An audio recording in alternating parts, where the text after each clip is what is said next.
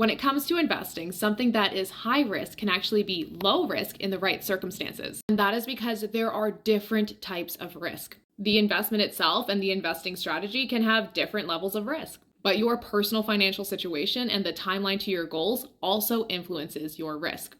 For example, a portfolio of, say, 90% stocks is considered higher risk than a portfolio with, say, 60% stocks and 40% bonds. Something like a bond is considered fixed income, meaning you know what you're getting before you get it. And bonds are used to bring stability to your portfolio. But typically, stocks produce higher returns over the long term than bonds will. So while stocks are higher risk, they can make you more money in the long term. But here's the caveat. Even though bonds are safer, they can actually be more risky in the sense that if you have a portfolio with a high amount of bonds in it and you are decades away from your goal, think like someone in their 20s or 30s investing for traditional retirement, this could actually be more risky. Why? Because if bonds produce a lower average annual return, the risk actually becomes you not having enough money to retire because you chose the less risky option. However, if you were investing for a short-term goal, say one with like a 3-year timeline, having a higher proportion of stocks could actually just increase your probability of losing money instead of making it. According to a study by Vanguard using historical data, they were able to determine that investing in a diversified portfolio for 5 years meant you had a 1 in 5 chance of losing money.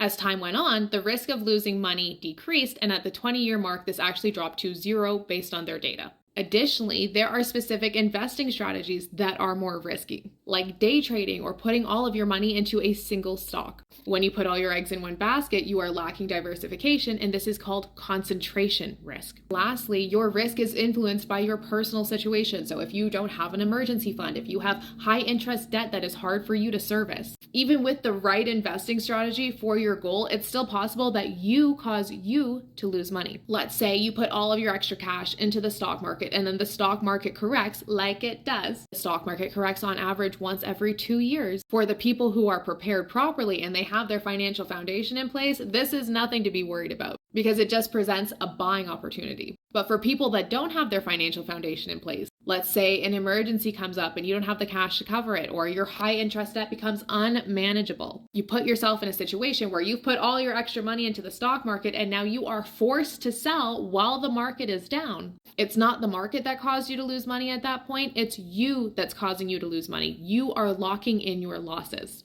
And that is a big mistake that I see over and over again. So ultimately, risk is relative to your personal situation, your timeline, your goals, and your overall investing strategy. Something that is not risky in one situation could be extremely risky in another. And this is why I say the first step to investing needs to be you figuring out what your goal is. Once you know what your goal is, then you can figure out the best investments and the best accounts for that specific goal.